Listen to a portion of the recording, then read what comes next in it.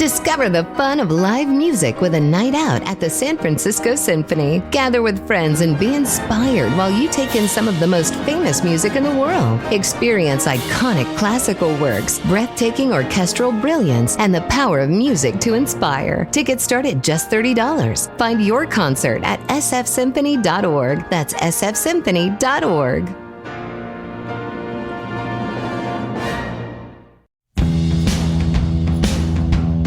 Welcome back to Come Back with a Warrant podcast. I'm Brandon Dinitz. And I'm Monica Ashak. Before we kickstart this week's episode, this is your reminder that this podcast is not legal advice. It's real, unfiltered, and for entertainment purposes only. If you need to speak with a lawyer, call one. Or better yet, call us. We are back talking about life as an entrepreneur and balancing that as a criminal defense attorney. So, like, that's the nicest way of saying we're here to discuss the shit that stresses us out. Yes, exactly. Right? Like, that is what I mean, because in law school, you're not necessarily taught how to run payroll, run a TikTok, deal with hate messages on your social media, deal with clients that are very angry and frustrated and cursing you out in one moment and crying to you the next moment. Making sure you're getting future business, making sure you're covering overhead, paying your employees as they should be paid. So, well, now that we vented. Oh my gosh, no. But before we get into all of this, I do want to say despite all of the shit that we deal with in one day, and by the way, we didn't mention that we also run a podcast. That's another job. But we do this for them. We do this for the listeners. Everybody's probably like, you are full of shit. Yeah, you're totally full of shit. Yeah. Yeah. But there's literally no place I would rather be. I love, even on my hardest days, I love doing what I do. And I'm grateful that I'm doing it for under my name and not for another firm. You know what I mean? I'm enduring this suffering for the sake of my business, not the someone sanity else's. Suffering. Yeah. Right. So you started talking about a lot of different aspects of running a business, but we also have another full-time job, which is being actual lawyers, showing up to court, handling our clients, managing our caseloads, making sure we're identifying all of the legal issues in the cases. If we're going to trial, we're prepping for trial, just like all other lawyers are. We just have to also manage our business. Right. And that is a second job. Yeah. Running the actual business of a law is a job within itself. And that is everything from payroll to finances, overhead you were talking about, marketing, budgeting. There's a ton of things that go into bookkeeping. That all go into your just the business side. And then when you have a passion and you do this at a certain level like we do, you take on another job where you have the social media aspect. And then for us, we take it another step further and we do this podcast and you do other speaking engagements. And, we wear a lot of different hats. And it's funny, and you said, our other job, as lawyers, that is the main gig is when we're going to court and we're advocating and we're fighting for our clients, that's the main job. But that is only a portion of what we do.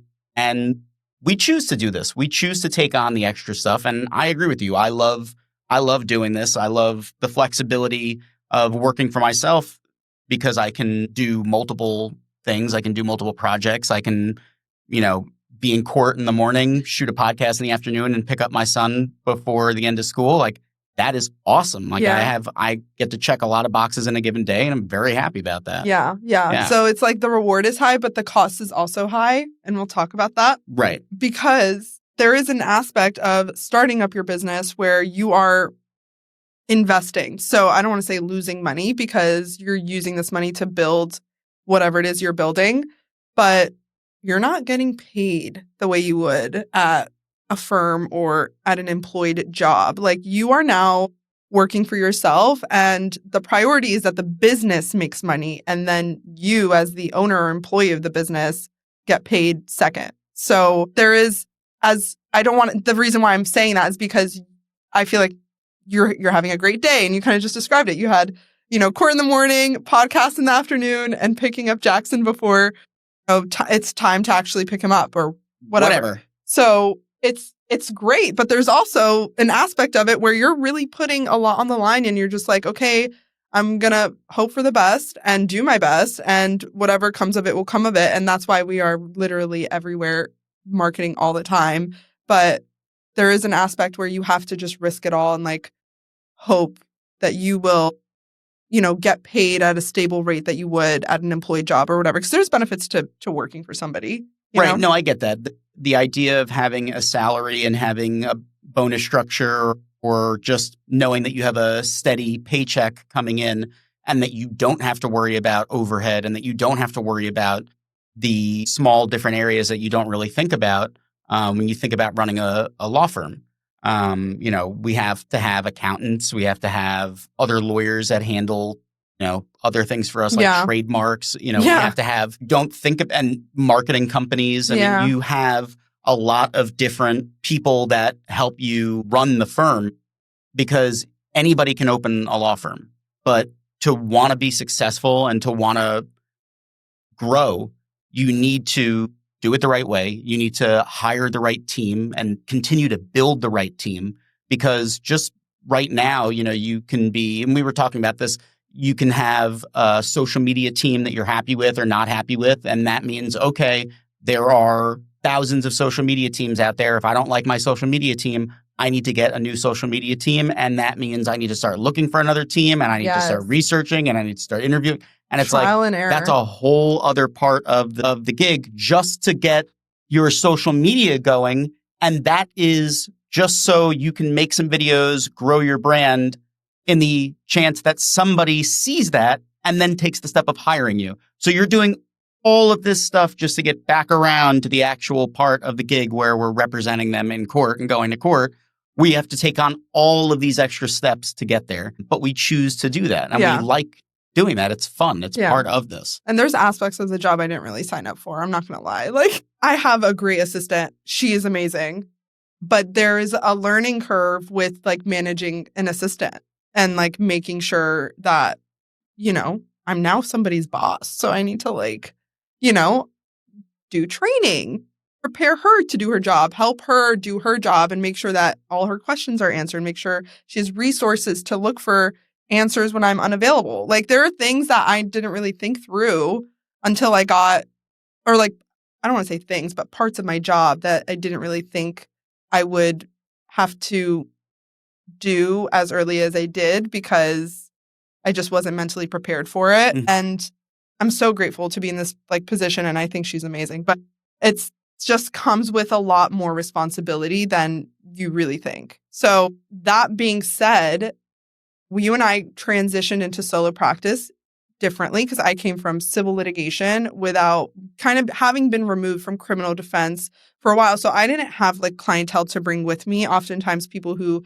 go from, and I'm not assuming because I don't know, and this is what my question is to you, but many times when people make a transition within an area of law, they already have clientele in that area. And so their clients will choose to follow them or still send them business or call them. Because when I left the public defender's office and I was in civil litigation, I was getting clients from my old PD clients and calls from my old PD clients. And they were like, hey, where are you at? Can I hire you? And I'm like, no, I'm not practicing criminal right now. And so, I didn't have that clientele to bring with me. So I really just winged it in that sense. I didn't have that. I was literally had just a budget to put into my firm and was like, okay, this is the money I have is what I need to use to end up growing what I can and find the clients that will help me build my firm. But you came from a different background where you were always in criminal. You were at the state's office. You went into criminal defense for a significant time leading up to solo criminal defense practice. So what was that transition like for you? Just to touch upon the one thing that you mentioned, I took a handful of clients with me. It wasn't a lot. And the reason that I only took a handful is when you're talking about changing firms as a client, as a criminal defense client, you have to repay to go to a different place. Yep. So the clients that I was representing at my prior firm, in order for them to leave and come with me, they would have to, unless I'm willing to just waive it all together, would have to pay me a new retainer, which in one or 2 cases I think I probably was, but it was already at the end of the case, Yeah.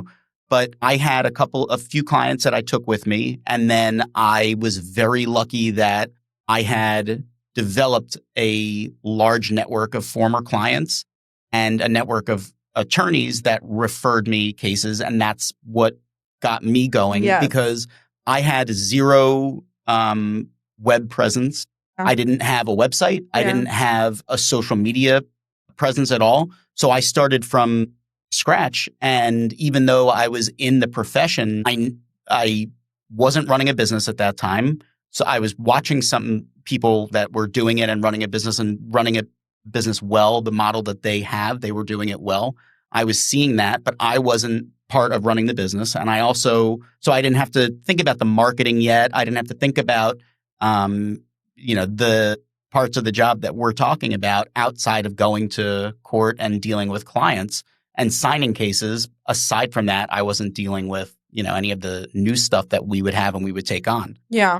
But I do find that word of mouth referrals from former clients is huge because at least I haven't personally experienced this in my firm yet because I've been in solo practice I'm going on my 2nd year. So, but very cool. Anyways, yes. Congratulations. Thank you. But when I was working for a solo a few years ago, most of his clientele, he has a great web presence, all the things, but still most of his clientele was from his former clients referring X, Y, and Z name to his firm. So that is a huge way to and there's I think there's a statistic on this that's they're 99% more likely to close with you if somebody personally recommended or said your name in that conversation. So again, I'm saying a statistic like this, I never would have known this, but for my current role, I don't look this stuff up for fun. This is things I need to constantly educate myself on because it's now a part of my roles and duties and jobs as not just an attorney, but a solo attorney at least, or an attorney that runs their firm.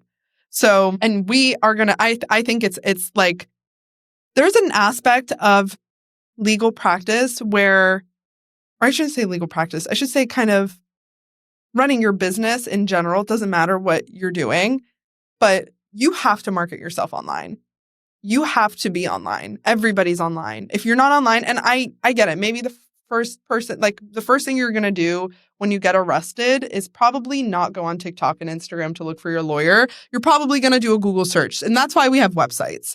But now social media is being integrated into SEO and they're now a hand-in-hand thing. So argument doesn't really even matter to say people aren't going to be going on social to look for their criminal defense attorney. But at the same time, it's having a brand, making sure that people know that you're top of mind. You're the person to go to for that specific industry, not just criminal defense, whatever it is. And that is a part of the reason why we chose to come back with a warrant, because this is a part of our brand. This is a part of our, it's marketing. A separate company. Yeah. It's its own entity. But at the end of the day, we're educating our audience on what we do, who we are, and what we see on a daily basis in our expertise. And that is a part of staying top of mind. And I mean, it's the fun part of marketing because, recording yourself, I record myself, I know you don't, but recording content, in front of a camera for hours at a time, it's not what I choose to do for fun. So, it's something that is an obligation at this point because people don't open up yellow pages. You have to be on the internet. You have to be accessible to the general public in some way, shape, or form. And the best way to do that is to be on all social media platforms. And so I didn't really see the value in that because it's a lot to do all the things we're doing. So as a result, we have to delegate, right? We have to delegate our social. We have to delegate our website people. I don't know how to run a website. I don't know how to do any of that. So I need to hire the expert to do that. So it wasn't even on my radar to invest in social media people until I went out solo and I was trying to create my own content and put it out online and reached out to local people to help me record and all the things. And I was coming up with my own content, doing my own content strategy, which is its own thing now. People are experts at that alone. And I got approached by people online and they were people are always trying to sell me stuff. But at the time I was I guess is a good investment. And it was, thankfully, because it's now my social media team, but they help me manage all things social media because I don't have the expertise to do that or the time or energy to do that. Like I have to already create and record the content. Like they can post and deal with everything else on the back end. But it's all about providing value at the same time too, right. You know? Yeah. I mean, and whatever we're doing, we're trying to provide value, especially even with this project itself, this podcast, we want to give value. And part of that value is entertaining people and giving them something to, to do while they're doing their morning drive to work or whatever that may be. But yeah, ultimately it goes back to this being another branch of marketing that we're doing for us. And it is an add-on to all of the other work that we're already doing. I mean, I have my strategy in the way that I handle my social media is I try to do at least one day a month where I'm dedicating to recording for social media. Yeah. And then I can spread that out over the course of the month. And then I have a team that does that for me. And, they're going to do that with some of this content. I mean, exactly. but the thing that what we're ultimately getting at is content. And in order for you to expand, you need to have content.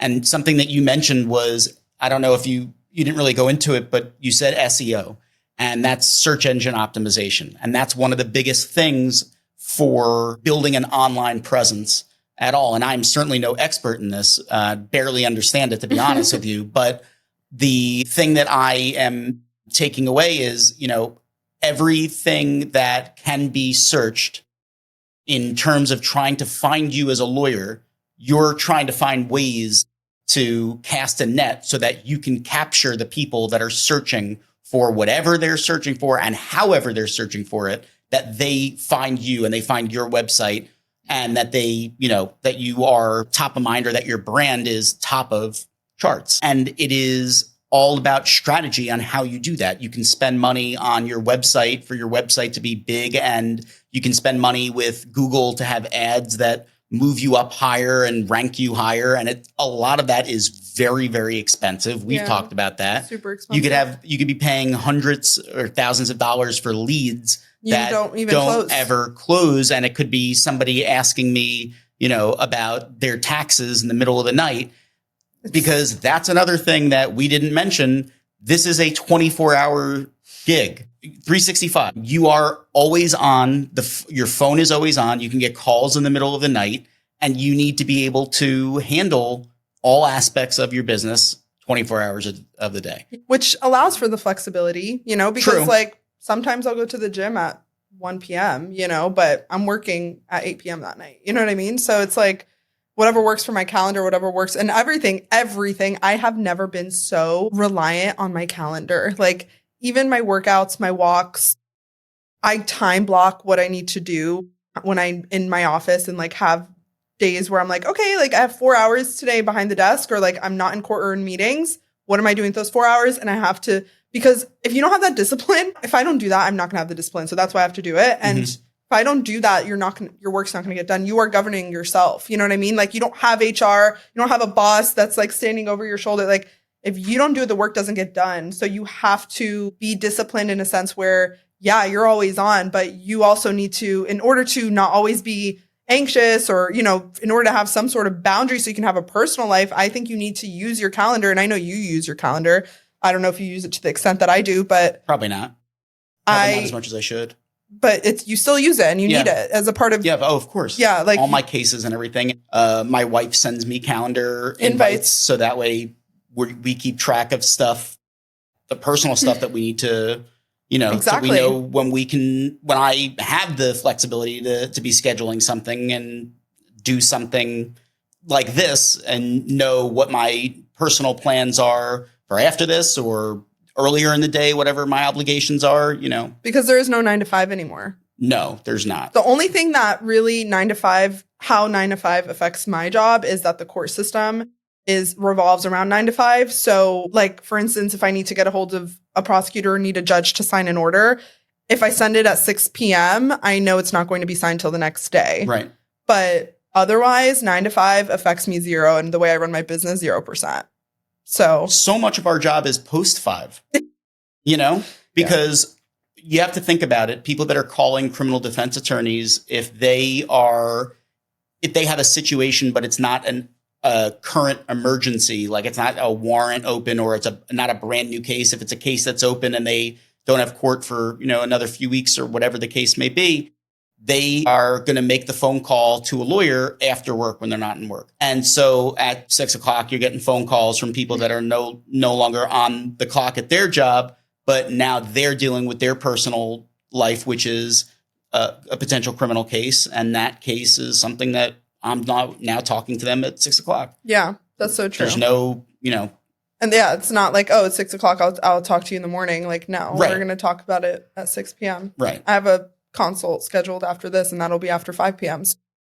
And there are times where I have to set boundaries with clients because they take advantage of my availability after hours. If I'm getting constant calls from a client at 10 o'clock at night and I know it's not an emergency, sometimes I'll set a boundary, be like, hey, call me during some more regular hours or whatever the case. But more often than not, no, I'll take a call at whatever time. And because the people that are calling us are usually freaking out and they're not looking at the clock when they're calling us. They're just calling and hoping that we can give them something that will let them sleep a little bit better that night. Yeah, I've definitely done consults at midnight before. Yeah. On the weekend. Of course. Oh, yeah. Or answered at dinner with my friends. Yeah. Like, I got to step outside. But that's like people can choose to have their phones off during those times. Like, there is a way to have boundaries, but it's also like up to you how you want to have that work-life balance. Not to say I don't have it, but that's why I need to schedule everything, because otherwise I will let myself like be forgotten. Right.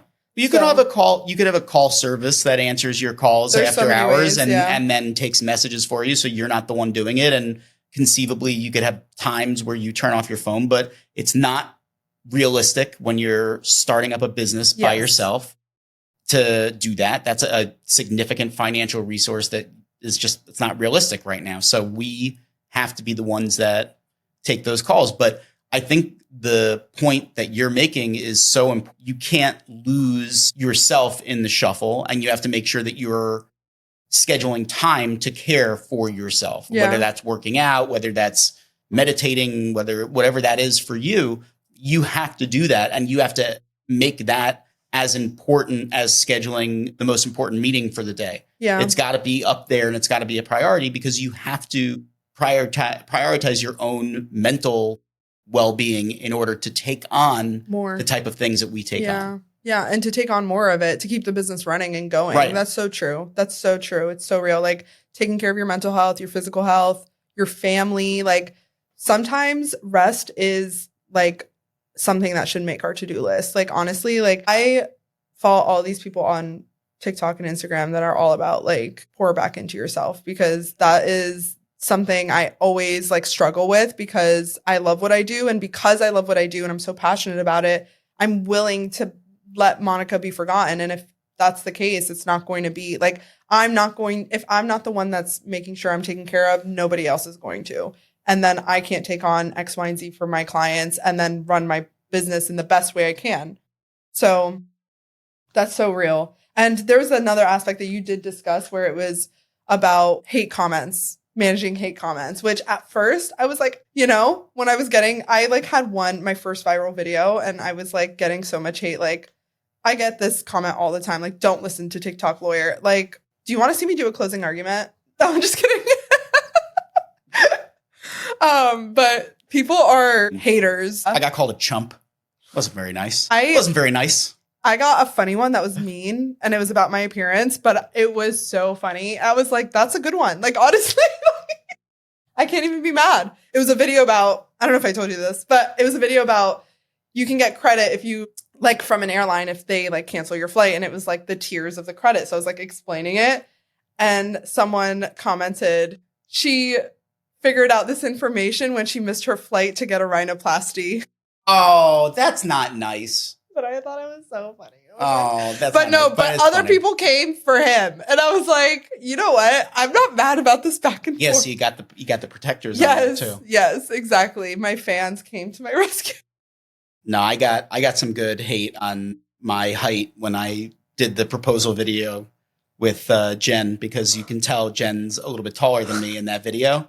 So I got some good hate for being short, and I was like, all right, I'll take it. Like, whatever. Oh my God, that's funny. People are mean. Yeah, it could be worse, but honestly, it doesn't bother me anymore. But initially, it definitely was like, yeah, it was the first few comments that I got that like were not the nicest. Like, I was just like, all right, well, like, you're the one that chose to sit there and watch the fucking video. Yeah, some like anti-Semitic comments on mine. On yours? Yeah. Well, they are barking up the wrong tree. Literally. I haven't gotten any on mine yet. I feel like it's coming though. Oh, it is. I have been waiting for it. But people are mean, and honestly, the haters have helped me go viral even more. That's the truth. And whenever I comment back, they continue commenting, and it starts this battle online that makes my video get seen. And I'm like, okay, well, thank you so much, hater. Yeah, at this point, they are another viewer, another comment. Yeah, you're boosting my stuff in the algorithm. And also, the more controversial the stuff that you put up, the more responses it gets, and the conversation gets started. It's cool to see. Sometimes it's cool to see how the people react to stuff you put up, and other times it's like, I didn't need to put myself out there if this was what I was going to get back. But yeah, I mean, that's few and far between. And also, you get to a point where you don't care about that anymore. No, like, I don't care. I mean, we also aren't getting like crazy death threats or anything, so it's easy for us to say this, but not yet. Our general haters currently, y'all don't faze us. Yeah, no, the current level of haters are very low level. We don't have anyone that's low level. Yeah, we don't have low level criminals. Yeah, we have low level haters. Yeah, low level haters, low level criminals. We're not really pulling any big problems yet. Yeah, well, there is something we talked about before where it was like, what is a day even in like a day in the life of, like, if someone were to ask you, what is a day in the life like for you? How would you describe it? Because you did say like you dedicate one day to recording social media a month. Like, I do that too. I try to record all my stuff on one day. I think every day is different. I don't have a typical day structure anymore like I used to when I worked at the state attorney's office or when I worked at my prior firm, when you would be showing up at the office, staying at the office for the whole day, and that was your job, or going to court or the office. My job now is, when it comes to court in the morning, if I have court, I'm there. If not, I'm in the office pretty early, and I am in the office until I have an appointment, or if I don't have an appointment, I am out. But I have the flexibility of doing things like this. And I also get to say, okay, it's like 3:00. I'm going to go, pick up Jackson, or I'm going to go take my son to the zoo this afternoon. I can do whatever. But it also means that I could have a lunch in the middle of the day that is a long lunch if I want. I can meet with clients in the middle of the day. I can go to the gym first thing in the morning, which I don't do. My wife's going to laugh when she hears me say that, because she's going to be like, you do not do that. You're full of shit. Yeah, totally full of it. But I could if I wanted to, because I've got some flexibility as a business owner. You really wanted. Every day is a little bit different, and the way that I schedule certain things in a month, whether it's shooting this podcast or shooting social media stuff, I try to make those set to specific days, so that way the rest of the month is flexible for whatever comes up. Because a new client can call me and they may have court tomorrow, and I got to be flexible to adapt to that. Our schedule, even when recording this or doing anything else, we make sure we leave the window of time in the morning open, so that way if we need to go to first appearances for someone that was arrested the day before, or if somebody just waited to the last minute to hire a lawyer and they need help the next day, that we're ready and available to do that. Yeah. That's so funny that you go. So I have same answer, but I never, if I don't have court or if I don't have to be in the office, I will not go. I don't care to be there. I am a by appointment only girly. Like, if you want to see me, you got to let me know. You can't just show up here, which happens a lot. Clients are like banging on the door. They're calling my office and they're like, we're outside the door. I'm like, you can't do that. You can't do that. Can't just show up at your office. No, you cannot do that. I am home. I am a work from home person. I love working from home. If I'm not in court or like have an in-person meeting, I'm home working. Like, I'm not, which allows me to have like slow mornings. If, sometimes I will go for a walk outside and like listen to our podcasts for, edits and all the things and like still getting work done, but I'm still like doing what I want to do and having the morning I want to have. Go to the office. Like, I love being in the office. That's crazy. I really do. I feel like I have a different level of focus in the office. The only thing I don't like about the office is I can't bring my dogs and I don't have a bunch of people working there like I used to when in my previous jobs. Other than that, I mean, I can get in, I can focus. I have, my office set up with my computer and my screen on my desk and the things like that your are workstation. Right. And I can go into that mode and, do exactly what I need to do, whether that's planning out stuff for social media, writing motions for my clients, getting emails out, getting phone calls done. I mean, so much of our job is being on the phone and talking or being able to email people and getting a hold of people quickly. Like that's so much of our job. So yeah. Wow. Kind of lost what I was saying there, but no, you were saying that you're an in-office person. But I mean, yeah, that's my. You get your work done there. You're focused there. I have that too, but I have it at home and I have it at the office. But I'm just most comfortable at home too because I like have my food there. I don't have to worry about what I'm gonna eat. I don't have to worry about buying lunch. Like I can feed myself here. I can be in my comfortable clothing here. Oh, I love working from home. I'm so grateful that COVID changed the times but for that, I'm not saying I'm grateful for COVID. Right.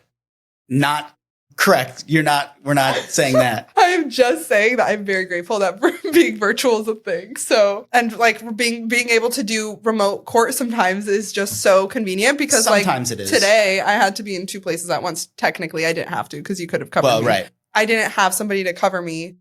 I was able to remote into court and still show up to another courthouse and handle multiple hearings at one time. Totally benefit. So that's really what I meant. But anyways. Yeah. So Monica and the people who bring you Zoom are really thrilled about COVID. Yeah.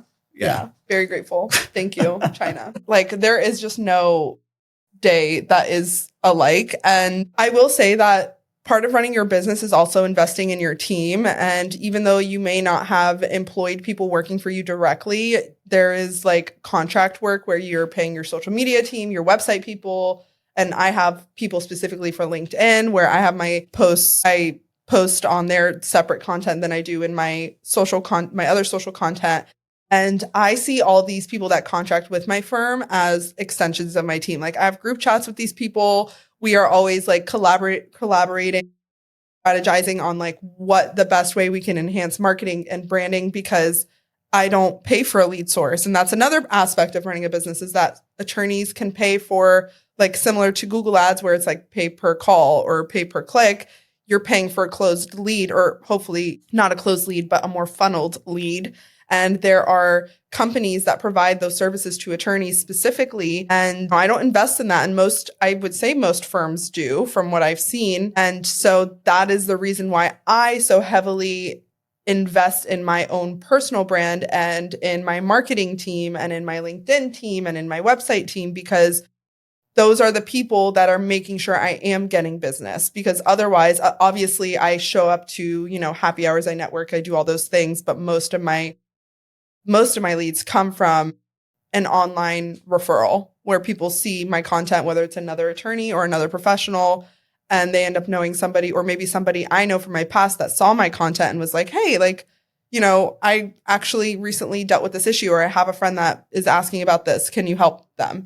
So that's also something to think about. It's like, where are you going to get your clients or your quote unquote customers who are going to fund your firm in order for you to then obviously pay it back into the firm and then pay you eventually. So there's an aspect of that where it's like, maybe you're not necessarily managing a team. Like there's so many parts of this job. Like I did not ever think like that would be a role of mine. I think there are new parts of the job that I learn that I need new people to help me with often. I think and maybe that's a really good sign. And that's a sign that I'm in a position where I'm growing. So I need to find continued help and I can afford to bring in that help. And that's really, really great. But in order to build, in order to grow, you're right. You need to have, unless you are someone who is extremely gifted with computers and with marketing and you have the best even if you charisma, like, and you're an amazing content creator, there's just,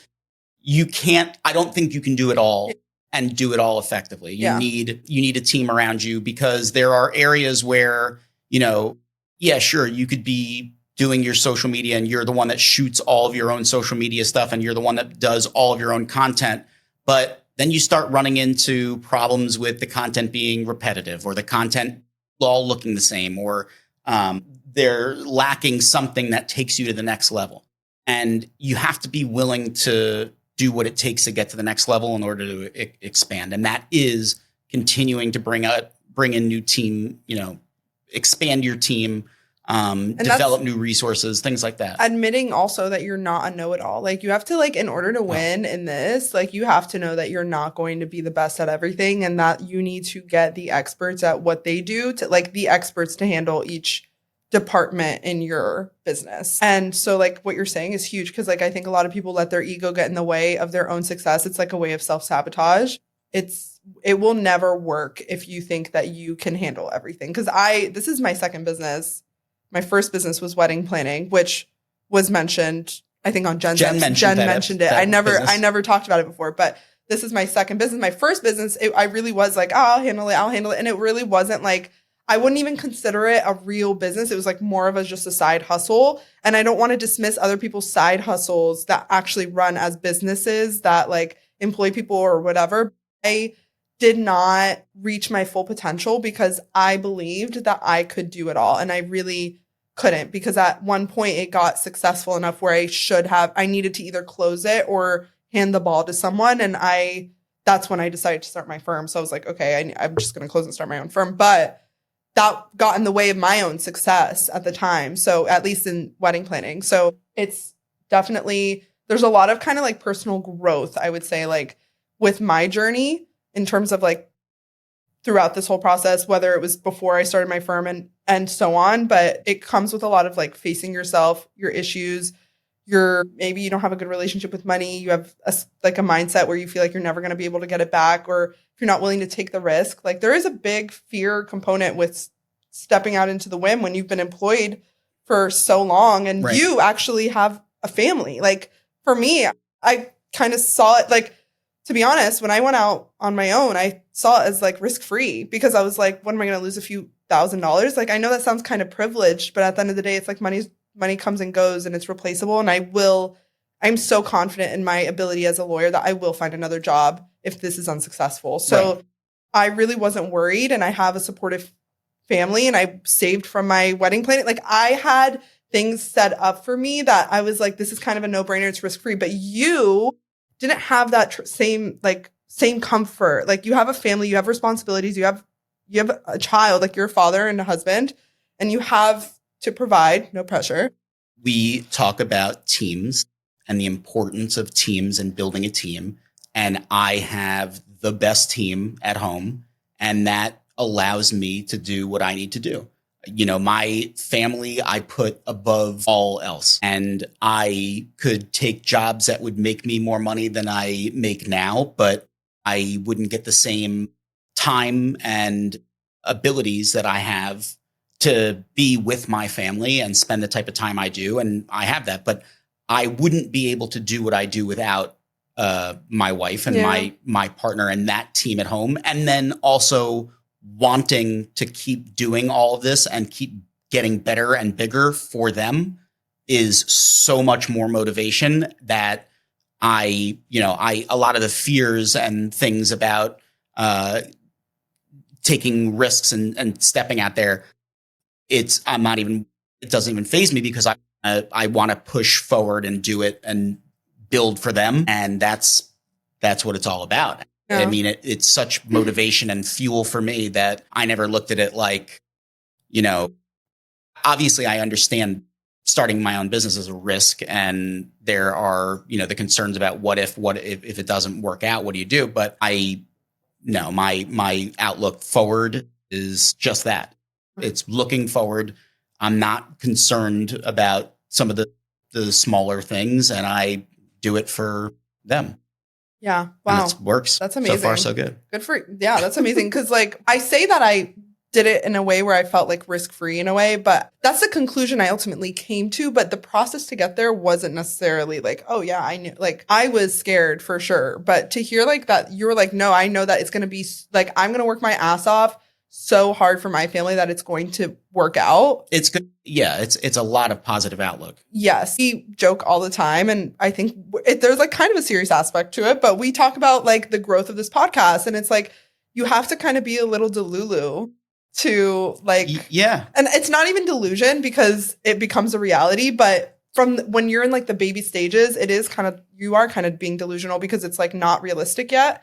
And so you just, I think, have to have this like overly positive attitude that it will work out because you're showing up, you're doing your best, and everything always ends up working out because you are doing those things. And you're doing it for the right reasons, you know, like you're dedicating, you know, whether you're doing it for yourself or you're doing it for your, if you're putting the right motivation behind you and you're doing things the right way and for the right reasons and doing it with people you enjoy, like, and spending time, you know, out there building and growing, it's going to turn itself back in and you'll reap the rewards from it. How did you like know how to start a firm?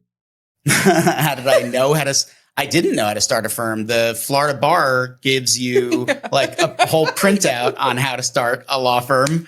And I went to them and they gave me a beautiful chart and I think a PowerPoint show. And it's very detailed. that's how I did it. But I had no idea. I have family that were entrepreneurs and I have family that were business owners. None of them were ever involved in the law. So I didn't have any help or guidance for them on how to open up a law firm. And my background, other than law school, I studied international business and world trade in college. So like I had a business-ish background. So I did that. I figured, you know, I kind of understood and I understand I'm pretty good with my money. Like, I don't think I'm necessarily bad with my money. I save a good amount. And I don't know.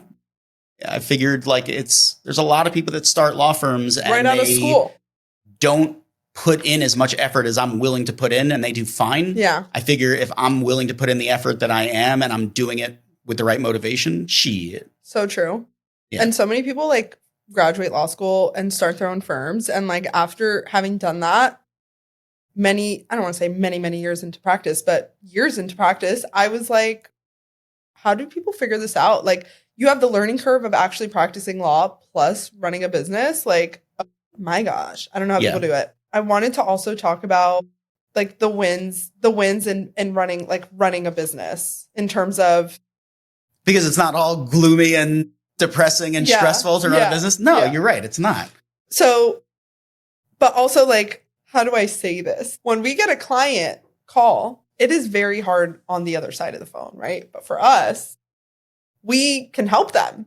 Mm-hmm. That's our service. So as a result, when a client calls us, we get pretty excited, right? Like that's a win. So the phone ringing, that is the name of the game, is getting the phone to ring. Exactly. All the marketing, everything we're doing is getting the phone to ring. And that's how you know it's working. Exactly. Right. That's it. If the phone is ringing, that's how you know. When we're done shooting this episode, when we look at our phones and we see how many people have contacted us or not contacted us, we have a sense of, you know what? All of that shit that I'm doing is working. Exactly. That's how you can gauge it. Exactly. Is the phone ringing. So then when you have 2-3 days in a row where that phone doesn't ring and you start looking and you're like, oh man, I'm spending how much money on social media? Exactly. That is exactly where I was getting at, because there are days, well, initially in the startup stages, there are weeks and months, at least for me, my phone wasn't ringing. Nobody had my number. My website was still under construction. I didn't have social media content out there. None of my lawyer friends even knew I was in criminal practice again. Like I was just not out there. And I had weeks and months of silence and no calls and no leads and all the things. And now when I look at my phone, I'm going to probably get, a little anxiety for a moment because of the amount of people you have to return. Getting in touch with me. But that is literally the point. Like that is the goal. So I'm glad you got to the point right away because I was like, yes, hell yeah. That's exactly what I was going to say. There's just so many aspects of this. And I feel like we can talk more specifically on like the importance of like brand building, maybe on another episode with someone who's like an expert on it. Sure. But overall, it's Travis, why are you laughing? I literally. I'm like, did I do something? Oh, no. Oh, okay. I thought I said something. I'm like, did I miss something? Okay. No, it's fine. I think we're going to wrap up anyways. No. What are we going to say? What? I'm now. That's what I'm saying. What was funny? What did I say? Because that's how you know if it's. Oh, that was funny. So the expert will be like, we'll show you. Yeah, exactly. Yeah, exactly, right. Exactly. Right. Yeah. Okay. I got you. Okay, I get it now. Yeah. Sure. I mean, I'm just making sure before we go that we covered everything. I don't know if there's anything else. We can talk about the aspect of like cases that like we get to pick what cases we work on. Our cases. Yeah. Or If you want to. No. Wrap it up. We could wrap it up. Okay. But just have like a finishing thought, like Okay. that you want to like say. Overall, I think that there are so many just different aspects of our job that we have to kind of transition. And I always post this on my story. It's like always some version of this reel or photo or meme or whatever. And it's always like business owner, entrepreneur. And it has like all of the roles that you have to, like all the different hats that we wear, where it's like social media. For us, it would be like lawyer. The other one would be like artist, creator, like all these different hats that we wear. And I always repost it because it's like hits home every time. And I'm always like, but I'm so like, again, like it's not fake when I say I'm so grateful because I like actually am. I love to do what I do. I love, like I didn't realize I would actually love being a business owner as much as I do. Yeah, I love it too. Yeah, even though it's like the hardest, it actually is the hardest thing I've ever done. It's stressful. Yeah, but very grateful. And so we will definitely do more episodes, I think, on this topic. But This is definitely going to be the conclusion of our episode. And if you liked listening to us, make sure you like, comment, and subscribe to all of our platforms. Come back with a warrant.pod and make sure you leave us a 5-star review. And if you don't like listening to us, come back with a warrant.